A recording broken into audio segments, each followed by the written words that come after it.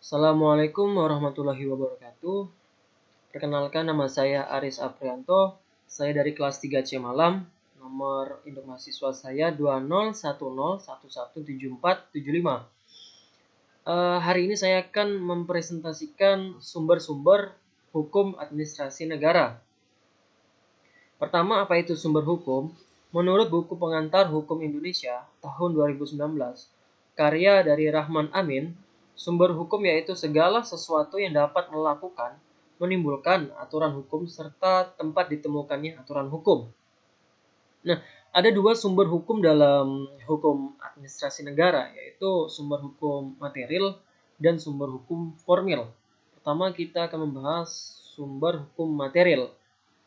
Adalah faktor-faktor yang ikut mempengaruhi materi atau isi dari aturan-aturan hukum, atau faktor masyarakat yang mempengaruhi pembentukan hukum, atau tempat di mana materi hukum itu diambil. Nah, dari sumber hukum material, hukum administrasi negara ini ada tiga sumber atau tiga faktor yang mempengaruhinya. Pertama adalah faktor historis atau sejarah. Kedua adalah faktor sosiologis. Kemudian ketiga ada faktor fisiologis. Faktor sejarah atau historis itu dapat menjadi sumber hukum material dalam arti ikut berpengaruh atas penentuan materi atau hukum dalam hukum administrasi negara dari sudut sejarah. Nah, ada dua jenis sumber hukum historis atau faktor historis, yaitu pertama undang-undang dan sistem hukum tertulis yang berlaku pada masa lampau di suatu tempat. Kedua, ada dokumen-dokumen dan surat-surat serta keterangan lain dari masa lampau. Nah, yang kemudian berikutnya adalah sumber hukum dari material hukum administrasi negara, yaitu faktor sosiologis.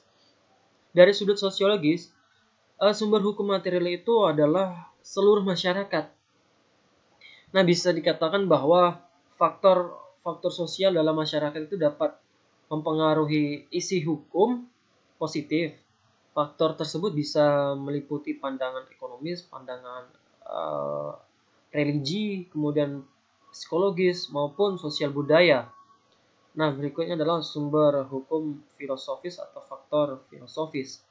Dalam sumber hukum dalam arti filosofis itu terdapat dua hal yang dapat menjadi sumber hukum, yaitu pertama adalah sebagai ukuran atau sumber untuk menentukan bahwa sesuatu itu bersifat adil.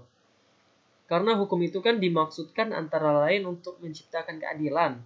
Maka hal-hal yang secara filosofis dianggap adil itu dijadikan juga sebagai sumber hukum material atau hukum material. Nah, kemudian yang kedua adalah sebagai faktor-faktor yang mendorong seseorang untuk menaati kewajiban terhadap hukum. Nah, karena hukum itu sendiri kan diciptakan agar ditaati. Oleh sebab itu, maka semua faktor yang dapat mendorong seseorang taat pada hukum itu harus diperhatikan. Nah, dalam halnya pembuatan aturan hukum positif, dengan kata lain, sumber hukum filosofis ini mengandung makna agar hukum itu sebagai kaidah perilaku itu memuat nilai-nilai yang positif tentunya. Kemudian sumber hukum formil, yaitu adalah sebagai sumber hukum yang dilihat dari segi bentuk dan pembentukannya. Karena bentuknya itu kan menyebabkan hukum itu berlaku umum, kemudian diketahui dan ditaati.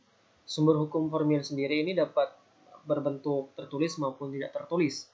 Nah, dari sumber hukum formil itu terbagi atau ada 5 faktor yang mempengaruhinya. Pertama ada undang-undang, kemudian ada jurisprudensi, kemudian yang ketiga ada traktat atau perjanjian, keempat ada doktrin, dan terakhir ada konvensi atau hukum tidak tertulis. Nah, pertama sumber hukum administrasi negara secara formil ini yaitu undang-undang. Undang-undang itu adalah peraturan negara yang dibentuk oleh alat perlengkapan negara yang berwenang dan tentunya mengikat masyarakat umum. Undang-undang dalam hal ini dibedakan menjadi dua, yaitu ada undang-undang dalam arti formal dan yang kedua adalah dalam arti material. Nah, dalam arti formal sendiri itu adalah undang-undang yang dihasilkan oleh presiden bersama Dewan Perwakilan Rakyat yang berisi aturan tingkah laku yang mengikat umum. Dengan kata lain, undang-undang dalam arti formal itu produk yang dilihat dari cara pembentukannya. Hal ini dipertegas dalam rumusan pasal 1 ayat 3 Undang-Undang Nomor 10 Tahun 2004. Yang dimaksud dengan undang-undang itu adalah peraturan perundang-undangan yang dibentuk oleh Dewan Perwakilan Rakyat atau DPR dengan persetujuan bersama Presiden. Kemudian yang kedua adalah undang-undang dalam arti material, yaitu peraturan perundang-undangan yang berbentuk atau berupa produk hukum tertulis yang dikeluarkan oleh pejabat yang berwenang yang isinya mempunyai sifat mengikat penduduk secara langsung berdasarkan pasal 7 ayat 1 Undang-Undang Nomor 12 Tahun 2011 tentang jenis dan hierarki peraturan perundang-undangan. Itu terdiri atas yang pertama itu ada UUD 1945, kedua ada TAP MPR, ketiga ada undang-undang atau peraturan pemerintah pengganti undang-undang, keempat adalah peraturan pemerintah, kelima adalah peraturan presiden, keenam peraturan daerah provinsi, dan yang terakhir adalah peraturan daerah kabupaten atau kota. Nah, perbedaan dari kedua macam undang-undang tersebut itu terletak pada sudut peninjauannya. Undang-undang dalam arti material itu kan ditinjau dari sudut isinya yang mengikat umum, sedangkan undang-undang dalam arti formal itu ditinjau dari segi pembuatan dan bentuknya. Kemudian sumber hukum formil dari hukum administrasi negara yang kedua adalah jurisprudensi. Jurisprudensi adalah putusan hakim administrasi yang telah lalu yang memutus sebuah atau suatu perkara administrasi dan sudah mempunyai kekuatan hukum yang tetap. Nah, putusan hakim itu dapat menjadi sumber hukum administrasi negara. Kedudukan jurisprudensi sendiri dalam hukum administrasi negara itu sangat penting, sehubungan dengan adanya asas hakim aktif dalam peradilan tata usaha negara yang berfungsi itu melengkapi dan memperkaya hukum administrasi negara. Kemudian yang ketiga adalah traktat atau perjanjian. Traktat atau perjanjian itu adalah perjanjian internasional yang diadakan baik oleh dua negara atau biasa disebut dengan perjanjian bilateral, kemudian ataupun dilakukan oleh lebih dari dua negara, itu disebut dengan perjanjian multilateral. Akibat perjanjian ini biasanya pihak-pihak yang bersangkutan terkait pada perjanjian yang mereka adakan itu atau Pacta Sunt Servanda. Kemudian yang berikutnya doktrin. Doktrin adalah pendapat para ahli.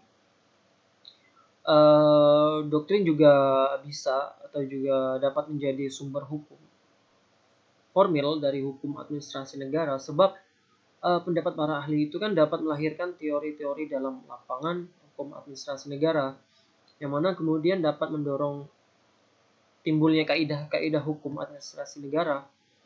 Nah, doktrin baru menjadi sumber hukum bila diterima oleh masyarakat tanpa proses perundangan. Kemudian yang terakhir adalah konvensi atau hukum tidak tertulis.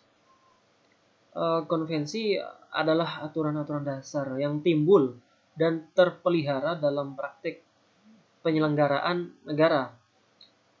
Konvensi yang menjadi sumber hukum administrasi negara itu adalah praktek dan keputusan-keputusan hukum pejabat administrasi negara atau hukum tak tertulis. Nah, tetapi dipraktekkan dalam kenyataan oleh pejabat administrasi negara. Meskipun tidak tertulis, konvensi itu berupa praktek pejabat-pejabat pemerintah ini yang penting mengingat hukum administrasi negara itu kan selalu bergerak, dinamis, dan sering dituntut perubahannya oleh situasi dan keadaan. Tuntutan situasi yang terjadi tiba-tiba itu sulit untuk diimbangi dengan lahirnya hukum tertulis biasanya. Ya, oleh sebab itu perlu adanya konvensi sebagai hukum tidak tertulis. Mungkin sekian presentasi dari saya, kurang lebihnya saya mohon maaf. Sekian dan terima kasih. Assalamualaikum warahmatullahi wabarakatuh.